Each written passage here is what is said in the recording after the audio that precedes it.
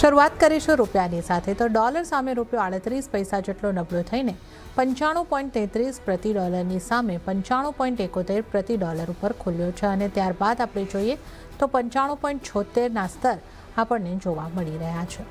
ઉલ્લેખનીય છે કે પશ્ચિમ એશિયામાં ફરી તણાવ વધતા ડોલર ઇન્ડેક્સ અને ક્રૂડ ઓઇલમાં આવેલી ખરીદારીની અસર રૂપિયા ઉપર જોવા મળી રહી છે. તો ડોલર ઇન્ડેક્સ 101ની ઉપર આપણને કામ કરતું જોવા મળી રહ્યું છે.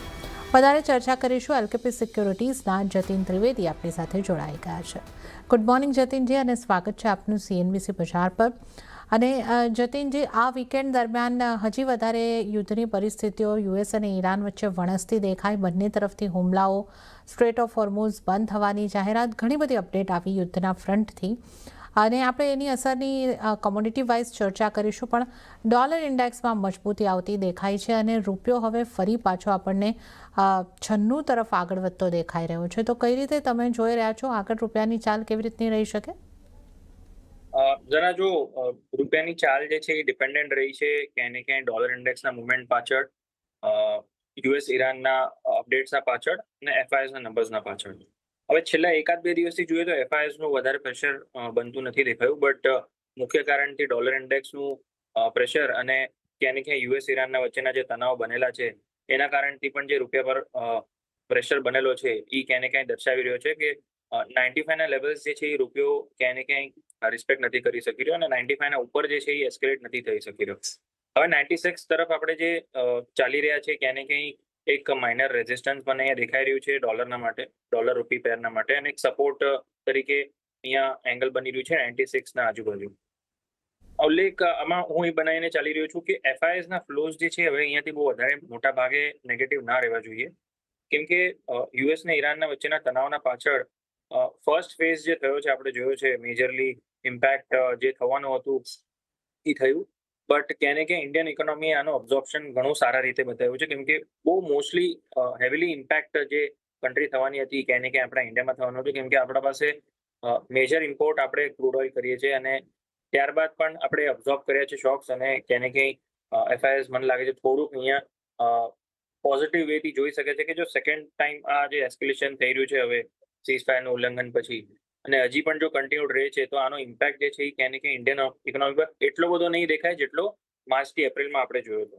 તો હવે એના કારણથી એફઆઈએસના ફ્લોઝ જે છે એ બહુ મેજરલી અહીંયા ઇમ્પેક્ટ ના થવા જોઈએ ને એના કારણથી રૂપિયાને ક્યાંય ને ક્યાંય બહુ મોટું અહીંયાથી ડ્રોપ જે છે એ ન જોવા મળે યુએસ ઈરાનના કારણના વશથી. ડોલર ઇન્ડેક્સ જો અહીંયાથી 102 ના ઉપર ટ્રેડ થવા માંડ્યો તો ડેફિનેટલી એનો પ્રેશર એના કારણથી આ થઈ શકે છે કે 96ના બિયોન્ડ ડ્રોપ થઈ જાય અને સસ્ટેન કરવા માંડે. પણ અહીંયા હજી એઝ ઓફ નાઉ એવું નથી દેખાઈ રહ્યું. સો હું એમ પકડીને ચાલી રહ્યું છું કે 96ના આજુબાજુ ક્યાંય ને ક્યાંય રૂપીને સપોર્ટ મળશે અને ટુવર્ડ્સ 95.45, 95.35 સુધીનું એકવાર ઉછાળો તમને અહીંયાથી જોવા મળી શકે છે આવનાર 2-3 દિવસના અંદર. યુએસના સીપીઆઈ ના ડેટા પર ફોકસ રહેશે આવતીકાલે જે આવવાનો છે. સો આ બધી વસ્તુઓનું અમે ધ્યાન રાખી રહ્યા છીએ. ઓકે, તો અહીંયા આગળથી 96નો સપોર્ટ રૂપિયો આપણને લેતો જોવા મળી શકે છે અને આ અહીંયા આગળથી આપણે કઈ રૂપિયાની ચાલ કેવી રહી શકે એની આગળથી વાત કરી છે. તો યુદ્ધથી મોટી ઇમ્પેક્ટ નથી, પણ જો ડોલર ઇન્ડેક્સમાં વધારે મજબૂતી આવે તો એનું પ્રેશર અહીંયા આગળથી બનતું જોવા મળી રહ્યું છે. તો આ કરન્સીની આપણે અહીંયા આગળથી વાત કરી. હવે જો ક્રૂડની વાત કરી લઈએ તો ક્રૂડ ઓઇલમાં નીચલા સ્તરેથી ખરીદારી આવતા બ્રેન્ટના ભાવ આશરે 4% જેટલા વધીને $79 ઉપર પહોંચ્યા છે અને નાઇમેક્સ ક્રૂડમાં પણ ખરીદારી જોવા મળી રહી છે. નાઇમેક્સ ક્રૂડમાં પણ 4.5%ની ખરીદારી અને 74.62 ઉપર કામકાજ જોવા મળી રહ્યું છે. તો આપણે જોઈએ તો ગત સપ્તાહે ક્રૂડની કિંમતો આશરે 10% જેટલી વધતી જોવા મળી છે. ઉલ્લેખનીય છે કે સ્ટ્રેટ ઓફ હોર્મુઝને લઈને અનિશ્ચિતતાને કારણે ક્રૂડની કિંમતો ઉપર અસર જોવા મળી રહી છે. જતીનજી, યુદ્ધની અપડેટને જોતા ક્રૂડ ખાસી વોલેટિલિટી ગયા 2 થી 3 વીકની અંદર બતાવી છે. ખાસા નરમાશ પછી સારી રિકવરી પછી થોડું આપણને સ્થિર થતું દેખાયું. હવે પાછી એક મજબૂત રિકવરી જોવા મળી રહી છે અને ઓવરઓલ ગયા સપ્તાહમાં 10% મજબૂતી આપણે જોઈ રહ્યા છે. હવે ક્રૂડને તમે કઈ રીતે જોઈ રહ્યા છો? સ્ટ્રેટ ઓફ હોર્મુઝને લઈને બંને દેશ અલગ અલગ વાત કરી રહ્યા છે. ઈરાન કહે છે બંધ છે, યુએસ કહે છે કે હજી ચાલુ છે. આમાં ક્રૂડની કિંમતો કઈ તરફ જઈ શકે છે અને આપણે ક્રૂડમાં ટ્રેડ કઈ રીતે લઈશું? જો ક્રૂડના હિસાબે અગર જોવા જઈએ ને તો માર્કેટ ક્યાંય ને ક્યાંય એ વસ્તુને પ્રાઇસિંગ કરવાનું ટ્રાય કરશે કે જો સ્ટ્રેટ ઓફ હોર્મુઝ પર આનો કેટલું અસર પડે છે. એઝ ઓફ નાઉ યુએસના સ્ટેટમેન્ટના પાછળ એમ છે અપડેટ કે સ્ટેટ ઓફ હોર્મ્સ ઓપન રહેશે, સ્ટેટ ઓફ હોર્મ્સને અમે એફેક્ટ નહીં થવા દઈએ. ઈરાન જો એના સામે એમ બોલે છે કે જો અમારા પર અગર આવી રીતે જ અગર પ્રહાર થતો રહ્યો તો સ્ટેટ ઓફ હોર્મ્સના ઉપર અફેક્ટ થશે, અમે સ્ટેટ ઓફ હોર્મ્સ પર પાછું બંધ કરવાનું ચાલુ કરશું. તો આના કારણથી સપોર્ટ જે છે ઓવરનાઇટ જરૂર મળ્યો છે. હવે કોની સાઈડની વસ્તુઓ માનવી કે ના માનવી તો ટાઈમ જ બતાવશે જરના, but going by the first ફેઝમાં જે થયું છે યુએસના સાઈડના સ્ટેટમેન્ટ કદી બી પ્રિડિક્ટેબલ નથી રહેતા અને સાથે સાથે જ ઓન ધ રાઇટ ડિરેક્શન પણ હિન્ટ નથી આપતા.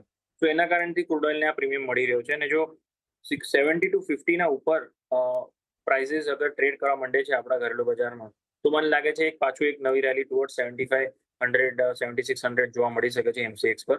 કેમ કે ઇમિડિયેટ બેસિસ પર હું જોવા જાઉં તો અહીંયા રેઝિસ્ટન્સ અહીંયા ખાલી બ્રેન્ડના માટે $80 અને $81 આના આજુબાજુ બનેલો છે. જ્યાં સુધી 75 ઉપર છે ત્યાં સુધી હવે એક ઇમિડિયેટ ટ્રેન્ડ તો પોઝિટિવ બની ગયો છે, બટ ક્યાંય ને ક્યાંય હાયર સાઇડ પર $80-81 પાસે એક રેઝિસ્ટન્સ પણ છે. તો અહીંયાથી જો પ્રોફિટ બુકિંગ આવે છે તો એ આપણે સમજીને ચાલી શકીએ છીએ કે લિમિટેડ અપસાઇડ રહેશે, રેન્જમાં રહેશે, વોલેટાઇલ રહેશે, સ્ટેટ ઓફ હોર્મ્સ પર વધારે ઇફેક્ટ નહીં પડે. પણ જો સ્ટેટ ઓફ હોર્મ્સ પર ઇફેક્ટ પડવાનું જ છે ને તો આનો અસર ક્રૂડ ઓઇલ પર પહેલા દેખાશે નહીં, $81 ઉપર સસ્ટેન થવા મળશે ત્યારે સમજી લેવાનું કે સ્ટેટ ઓફ હોર્મ્સ જે છે એ પાછું ઇમ્પેક્ટેડ રહેશે. તો એના કારણથી હું પોઝિટિવ વ્યૂ પોઈન્ટ તો લઈને ચાલુ છું, બટ આ લેવલ્સ પાસે એમ નથી લાગતું કે અહીંયા લેવું જોઈએ. ડીપ મળે અરાઉન્ડ 6900 ના આજુબાજુ કે 6950 ના આજુબાજુ એક 200-250 પોઈન્ટ અહીંયાથી જો પ્રોફિટ બુકિંગ આવી જાય પછી અહીંયાથી MCX પર બાઇંગના લેવલ બને છે મારા હિસાબથી. ઓકે, તો થોડા ઘટાડે ખરીદી કરીને ચાલવાની સલાહ બનશે. એટલે અહીંયા આગળથી 150 થી 200 પોઈન્ટ જેટલો ઘટાડો જો MCX ઉપર આવે છે ક્રૂડમાં, ત્યાર પછી તમે અહીંયા આગળથી ખરીદી કરીને ચાલો. આ વ્યૂ અહીંયા આગળથી બની રહ્યો છે. થોડું wait and watch strait of હોર્મુઝને લઈને કઈ રીતની અહીંયા આગળથી અપડેટ્સ આપણને મળતી જોવા મળી શકે છે એના ઉપર ચોક્કસપણે ક્રૂડનો આધાર રહેશે. ક્રૂડ બાદ હવે જો આપણે વાત કરી લઈએ નેચરલ ગેસની, તો શરૂઆતી કારોબારમાં સ્થાનિક બજારમાં નેચરલ ગેસની કિંમતો આમાં એક વખત આપણને વધારો જોવા મળ્યો હતો, પરંતુ હવે એક ઘટાડો, મામૂલી ઘટાડો જોવા મળી રહ્યો છે. 279ના સ્તર આપણને જોવા મળી રહ્યા છે. આ નેચરલ ગેસને કઈ રીતે જોઈ રહ્યા છો જતીનજી? જેના નેચરલ ગેસ બહુ વોલેટાઇલ રહ્યું છે, પ્રિડિક્ટેબલ નથી આ કમોડિટી, અને ખાસું આમ તો આના અંદર પ્રિડિક્શન્સ જે છે ટેકનિકલ સ્ટોનર નથી ચાલી રહ્યા. મેઇનલી રિએક્શન જે છે એ ક્યાંય ને ક્યાંય વેધરના હિસાબે છે, ને વેધર કોલ્ડનેસ જે છે ઓછી છે એના કારણથી આને સપોર્ટ નથી મળી રહ્યો. અને યુએસ ઈરાનના ડિસરપ્શન્સના પાછળ કંઈ સપોર્ટ નથી મળતું નેચરલ ગેસ. નહીં તો આપણે જોઈ જ લીધું હતું ફર્સ્ટ ફેઝમાં પણ. હવે સેકન્ડ ટાઈમ જે એસ્કેલેશન છે એમાં પણ સપોર્ટ નથી મળી રહ્યું, દેખાઈ રહ્યું છે. સો ટેકનિકલી વીક છે, હાયર સાઇડ પર હવે સસ્ટેન નથી કરી રહ્યું. આપણે ઘણીવાર પહેલા આપણે વાત કરી હતી કે 320-25 પાસે મેજર રેઝિસ્ટન્સ છે. જો એના ઉપર ક્લોઝિંગ આવશે તો જ 350-380 સુધી જશે, અથવા પાછું 280-260 ના લેવલ્સ જે મેજર સપોર્ટ છે ત્યાં જ આવશે. તો હવે અહીંયાથી પાછું વીકનેસ હજી દેખાઈ રહ્યું છે થોડું. 285 ના સ્ટોપ લોસ સાથે સેલિંગ પોઝિશન હોલ્ડ કરીને ચાલી શકે છે. ફ્રેશ પોઝિશન્સ અવોઇડ કરવા કહીશું, કેમ કે ઓલરેડી નીચે પડી ગયો છે 2 દિવસથી. જેની પોઝિશન છે એ લોકો માટે એક સ્ટોપ લોસ આપું છું 285 નો, અને લોઅર એન્ડ પર 275-272 ના આજુબાજુ પ્રોફિટ મળે તો બુક કરી લેવું. ઓકે, તો અહીંયા આગળથી સેલ ઓન રાઇઝની સ્ટ્રેટેજી તમે અપનાવીને ચાલી શકો છો. 285નો સ્ટોપ લોસ, 275-272ના ટાર્ગેટ અહીંયા આગળથી બની શકે છે. તો નેચરલ ગેસમાં સેલ ઓન રાઇઝની સ્ટ્રેટેજી અપનાવીને ચાલવાની સલાહ. તો આપણે અહીંયા આગળથી ક્રૂડ અને નેચરલ ગેસની વાત કરી, કરન્સીની વાત કરી, અને હાલ સમય થઈ રહ્યો છે એક બ્રેક લેવાનો. લઈશું બ્રેક, અને બ્રેક બાદ વધુ કોમોડિટીઝની ચર્ચા સાથે જતીન ત્રિવેદી સાથે આ શોમાં આગળ વધીશું.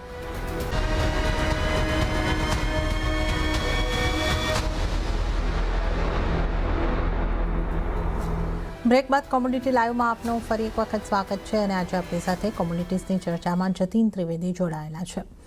સોનાના કારોબાર પર નજર કરીશું તો ક્રૂડ ઓઇલ અને ડોલર ઇન્ડેક્સમાં ખરીદારીને કારણે સોનાની કિંમતો પર દબાણ બન્યું છે. અને જ્યાં સ્થાનિક બજારમાં આપણે જો નજર કરીએ તો 0.5% કરતાં વધારેની નરમાશ દેખાઈ રહી છે. 1,42,325 ઉપર કામકાજ. અને કોમેક્સની આપણે વાત કરીએ તો 4100ના સ્તરની નીચે કામકાજ જોવા મળી રહ્યું છે. 1.38%નું દબાણ 4,063ના લેવલ કોમેક્સ ગોલ્ડમાં આપણે જોઈ રહ્યા છે. જતીનજી, સોનાને કઈ રીતે જોવું જોઈએ? સોનાનો ઘટાડો આપણને વધતો જોવા મળી રહ્યો છે અને જે રીતે આપણે અહીંયા આગળથી જોઈ રહ્યા છે કે ડોલર ઇન્ડેક્સમાં મજબૂતી છે, યુદ્ધના એસ્કેલેશન થઈ રહ્યા છે, ક્રૂડ આ યુદ્ધ વખતથી આપણે જોઈ રહ્યા છે કે ક્રૂડમાં ઉછાળો આવે છે, સોનામાં દબાણ આવે છે, તો હવે એસ્કેલેશન આવી રહ્યું છે તો સોનામાં દબાણ આગળ વધી શકે, કઈ રીતે આપ જોઈ રહ્યા છો? રાઇટલી પોઈન્ટેડ કે જો દબાણ જે છે એ જરૂર છે અહીંયા, અને કારણ જે છે એ સમજવું બહુ જરૂરી છે. યુએસ ઈરાનના તણાવ જ્યારે બી વધી રહ્યા છે ત્યારે ગોલ્ડ સિલ્વર પર પ્રેશર ખાલી યુએસ ઈરાનના વોરના વજહથી નથી, મેનલી ડોલર ઇન્ડેક્સને જે સપોર્ટ મળે છે એના કારણથી છે. આ એક મેન આના અંદર પરિબળ બની ગયો છે. સેકન્ડલી જે આપણે મેજર પ્રોફિટ બુકિંગ જોયું છે જરના, એ ક્યાંય ને ક્યાંય ફેડરલ રિઝર્વના પોલિસીના પછી જ્યારે સ્ટાન્સ હોકિશના એક્સપેક્ટેશન નહીં હતા, ભલે ડોવિશ ના બોલે બટ ક્યાંય ને ક્યાંય ન્યુટ્રલ અગર સ્ટાન્સ પણ બોલી દેતા તો પણ ક્યાંય ને ક્યાંય ગોલ્ડ સિલ્વર આટલા પ્રોફિટ બુકિંગમાં નહીં આવતા. બટ કેમ કે ફેડરલ રિઝર્વનું વ્યૂ પોઈન્ટ હોકિશ તરફના છે એના કારણથી આ પ્રેશર જે છે એ વધારે બનેલા છે ગોલ્ડ સિલ્વરના ઉપર. હવે રીઝનિંગ જો આપણને ખબર પડી જાય તો આનાથી એક મેઇન સોલ્યુશન એ મળી જાય છે કે જ્યારે બી આ વસ્તુઓ ટર્ન અરાઉન્ડ થવા માંડશે ત્યારે ગોલ્ડ ને સિલ્વરને સપોર્ટ મળવાનું ચાલુ થશે. હવે આ ટર્ન અરાઉન્ડ ક્યારે થાય છે ઇમ્પોર્ટન્ટ છે ડેટા પર. હવે ડેટા જે કલેક્ટિવ ડેટા ઇમ્પોર્ટન્ટ છે ફેડરલ રિઝર્વ માટે એ છે ઇન્ફ્લેશન, બીજું છે નોન ફાર્મ પેરોલ્સ ડેટા અને ત્રીજું છે અનએમ્પ્લોયમેન્ટ ડેટા. આ બધી વસ્તુઓ મેજર ગોએજ હોય છે ફેડરલ રિઝર્વના માટે ઇન્ટરેસ્ટ રેટ પોલિસીના ઉપર ડિસિઝન લેવા માટે. હવે સીપીઆઈના ડેટા જો અગર બહુ વધારે વધીને ન આવતા જાય તો ફેડરલ રિઝર્વ પાસે રીઝનિંગ નહીં મળે કે ઇન્ટરેસ્ટ રેટ હાઇક જે છે એ બહુ વધારે કરે. એકાદ વાર કદાચ કરી લે કે જો પાછું તણાવ યુએસ ઈરાનના વધેલા છે એના કારણથી જો કરવું હોય તો એકાદ વાર કરી પણ લે આ વર્ષમાં જેવી રીતે કીધું છે. બટ જો નથી થતું તો બહુ વધારે સારું મળશે ગોલ્ડ સિલ્વર માટે. પણ જો એક કર્યા પછી પણ એમ બોલે છે કે હવે આગળ રૂમ નથી બચતી ઇન્ટરેસ્ટ રેટ વધારવાની તો ડેફિનેટલી પાછું ત્યાંથી સપોર્ટ મળી જાય છે. કેમ કે કારણ એ જ છે કે જે હોકી સ્ટાન્સ જે છે અગર એ ન્યુટ્રલ તરફ કે ડોવિશ તરફ આવવા માંડે છે તો ગોલ્ડ સિલ્વરની રેલી ડ્યુ થઈ જાય. ઓફકોર્સ અહીંયાથી જે પ્રેશર બનેલો છે એ સિગ્નિફિકન્ટ થઈ ગયો છે હાયર સાઇડથી, બટ સપોર્ટ જે છે ક્યાંય ને ક્યાંય 3900 થી લઈને 3850 પાસે બનેલા છે. ઇમિડિયેટ બેસિસ પર શોર્ટ ટર્મમાં વ્યૂ પોઈન્ટ નેગેટિવ છે, સેલ ઓન રાઇઝનો વ્યૂ પોઈન્ટ રાખીને ચાલો ટ્રેડિંગ જે બી કરે છે. અને ઇન્વેસ્ટમેન્ટ માટે જેને કરવું હોય તો 3900 3800 આજુબાજુના લેવલ્સ આવે ત્યારે ધ્યાન રાખો કે એડ કરવા માટે. બટ એઝ ઓફ નાઉ ટ્રેડર્સના અગર જો તમે વ્યૂ પોઈન્ટથી જોવા જશો તો 4150 જ્યાં સુધી આના નીચે છે ત્યાં સુધી આ વીકના માટે વ્યૂ પોઈન્ટ નેગેટિવ છે. આપણા ઘરેલું બજારમાં એનું લેવલ જોવા જઈએ તો 1,45,000 નીચે જ્યાં સુધી બનેલા છે ત્યાં સુધી આ વીકના માટે વ્યૂ પોઈન્ટ નેગેટિવ છે. 1,53,000 આજુબાજુ જો સેલિંગ કરવા મળી જાય છે તો ત્યાં કરી લો 1,45,000 ઉપર સ્ટોપ લોસ રાખીને, અને લોઅર એન્ડ પર 1,40,000 1,41,000 સુધીના લેવલ્સ તમારા માટે પ્રોફિટ બુક કરવાના રહેશે શોર્ટ સાઇડના. ઓકે, તો આ વીક માટે તો અહીંયા આગળથી સોના માટે સેલ ઓન રાઇઝની સ્ટ્રેટેજી અપનાવીને ચાલવાની સલાહ બની રહી છે. 1,53,000ની આસપાસના લેવલ મળે છે તો તમે સોનામાં વેચીને ચાલી શકો છો. 1,45,000નો સ્ટોપ લોસ તમારે રાખવાનો રહેશે અને નીચેની તરફના ટાર્ગેટની વાત કરીએ તો 1,41,000થી 1,40,000 સુધીના ટાર્ગેટ તમને સોનામાં બનતા જોવા મળી શકે છે. તો અહીંયા આગળથી ઉછાળે વેચીને ચાલવાની સલાહ સોનામાં બની રહી છે. ચાંદીની પણ વાત કરી લઈએ તો સોનાને પગલે ચાંદીમાં પણ નરમાશ રહી છે અને અહીંયા પણ દબાણ વધતા સ્થાનિક બજારમાં આશરે 2% જેટલી વેચવાલી આવતી જોવા મળી છે અને કિંમતોની વાત કરીએ તો 2,19,146 પર લગભગ 2%ના દબાણ સાથે છે અને 2.80%નું દબાણ આપણને કોમેક્સ સિલ્વર ઉપર દેખાઈ રહ્યું છે અને $58 પર કોમેક્સ સિલ્વર કામકાજ કરી રહ્યું છે. ચાંદીમાં શું કરવું જોઈએ જતીનજી? ચાંદીમાં પણ અહીંયા આગળથી આપણે ઘટાડો વધતો જોઈ રહ્યા છે તો ચાંદી માટે તમારો વ્યૂ પોઈન્ટ કઈ રીતનો રહેશે? ચાંદી પણ જો મોરલેસ ટ્રેન્ડ થોડુંક વીકનેસનું જરૂર બતાવી રહ્યું છે, બટ અહીંયા આ લેવલ્સ પર સેલિંગ કરવું એડવાઇઝેબલ નથી રહેતું. ઉછાળાનું વેઇટ કરવું જરૂરી છે કેમ કે લોઅર એન્ડ પર પાછું સેલિંગ કરવાનું ફસાવાનું કામ થઈ શકે છે. કેમ કે કોમેક્સમાં પણ જોવા જાવ તો $58 પાસે સિલ્વરે ઘણીવાર સપોર્ટ કર્યા છે. તો હું એક્સપેક્ટ કરું છું કે અહીંયા $58 આજુબાજુ એક સપોર્ટ લઈને ચાલો જોઈએ. ઇન્ટ્રાડે માટે બોલી લો કે એકાદ બે દિવસ માટે બોલો થોડુંક અહીંયાથી ટ્રેન્ડ પોઝિટિવ આવવું જોઈએ.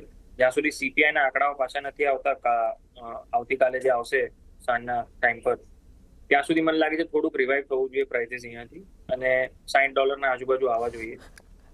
સપોર્ટિવ મેજર્સના હિસાબે અગર જોવા જવું તો ઘરેલું બજારના અંદર 2,17,000ના સપોર્ટ છે.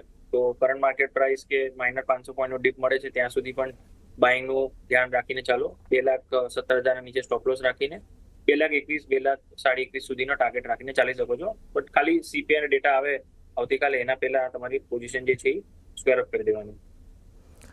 ઓકે, તો અહીંયા આગળથી આ ખાસ આપણે ચાંદીની જે વાત કરી રહ્યા છે, 2,21,500 સુધીના ટાર્ગેટ બની શકે છે. 2,70,000નો સપોર્ટ તમે અહીંયા આગળથી સ્ટોપલોસ તરીકે અહીંયા આગળથી રાખીને ચાલી શકો છો. તો આ વ્યૂ પોઈન્ટ અહીંયા આગળથી સિલ્વર માટે બની રહ્યો છે. તો સોના ચાંદીની આપણે અહીંયા આગળથી વાત કરી. હવે આપણે પ્રેશિયસ મેટલ્સથી બેઝ મેટલ્સ તરફ આગળ વધીએ. તો શરૂઆતી કારોબારમાં સ્થાનિક બજારમાં એલ્યુમિનિયમમાં એક આપણને લીલા નિશાનમાં કામકાજ જોવા મળી રહ્યું છે. બાકીની મેટલ્સમાં લગભગ લાલ નિશાનમાં કામકાજ દેખાઈ રહ્યું છે. ડોલર ઇન્ડેક્સના કારણે પણ કિંમતોની ઉપર અસર થઈ રહી છે. તો આપણે જે રીતે વાત કરી, એલ્યુમિનિયમ 0.64%ની મજબૂતી, નિકલ થોડું પોઝિટિવ ફ્લેટ બતાવી રહ્યું છે. બાકી કોપરની અંદર તમે જોઈ શકો છો 0.5%નું દબાણ અને ઝિંકમાં પણ દબાણ સાથેનું કામકાજ દેખાઈ રહ્યું છે. જતીનજી, મેટલ્સને કેવી રીતે જોવી જોઈએ? ડોલર ઇન્ડેક્સની અંદર ઉછાળો જે આવતો દેખાઈ રહ્યો છે એની કેવી રીતની અસર રહેશે અને મેટલમાંથી કઈ મેટલ પર આપની સલાહ બનશે?